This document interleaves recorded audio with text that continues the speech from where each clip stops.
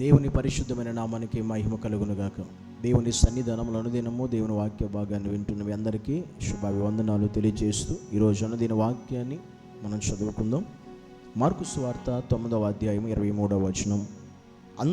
అందుకు యేసు, నీ వలనైతే నమ్మువానికి సమస్తమును సాధ్యమే అని అతనితో చెప్పాను.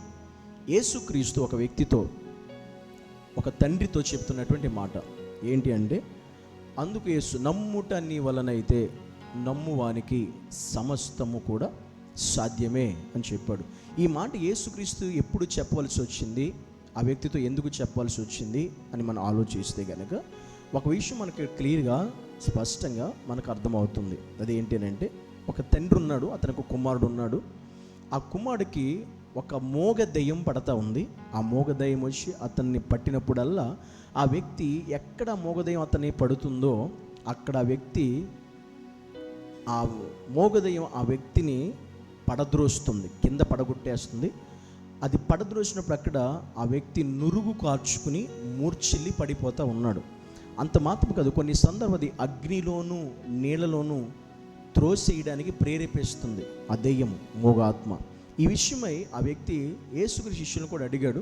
యేసుక్రీస్తు శిష్యుల వల్ల కూడా కాలేదు.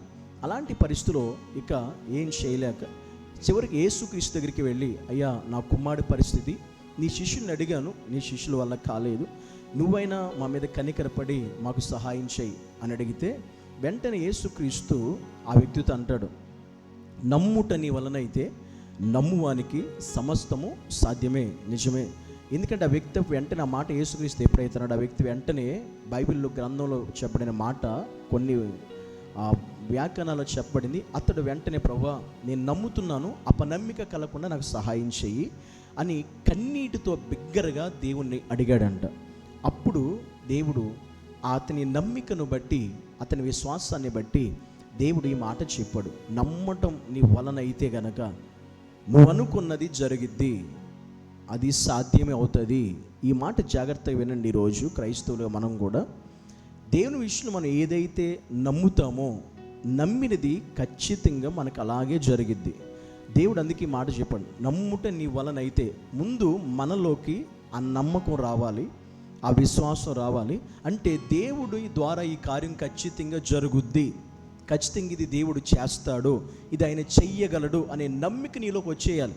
అది నీ వల్ల అయితే గనక నిశ్చయముగా అది జరుగుద్ది అని ఈరోజు దేవుడు మనతో మాట్లాడుతున్నాడు. మనకేంటంటే అంత నమ్మిక, అంత విశ్వాసం మనకు రాదు. అపనమ్మిక వచ్చేది త్వరగా, అవిశ్వాసం మనకు త్వరగా వచ్చే అవకాశం ఈ లోకంలో ఎక్కువ ఉన్నాయి మనుషులకి. అయితే దేవుడు అంటున్నాడు, నువ్వు నమ్ము, ఖచ్చితంగా అది అసాధ్యమైతే కానే కాదన్నాడు. ఆ వ్యక్తి అలాగే నమ్మాడు, అలాగే విశ్వసించాడు.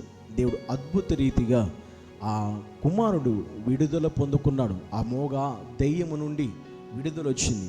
ఈరోజు మోగ దెయ్యము నుండే కాదు, నీ జీవితంలో నువ్వు ఏ బంధకంలో ఉన్నా, ఎలాంటి పరిస్థితుల్లో ఉన్నా, ఎలాంటి అవస్థలో ఉన్నా, ఎలాంటి ప్రమాదంలో ఉన్నా, ఎలాంటి పరిస్థితులు కూరుకుపోయినా, చిక్కడిపోయినా, బయటికి రాలేని పరిస్థితులు నీవు ఉన్నా, అనేకమైన సాతాను బంధకాలతో కూడా నీ ఉన్నా, దేవుడు అంటున్నాడు, ఖచ్చితంగా నువ్వు నమ్ము, నీకు అది అసాధ్యమైతే కానే కాదు, దేవుడు సాధ్యం చేస్తాడు.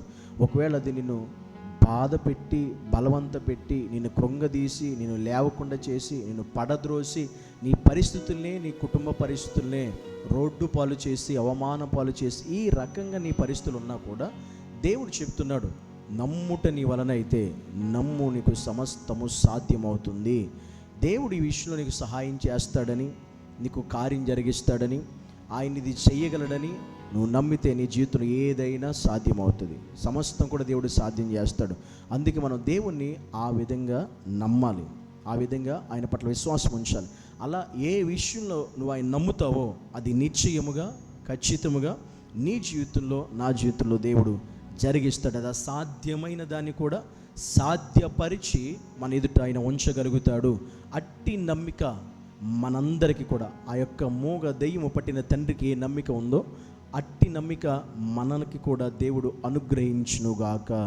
ఆమేన్.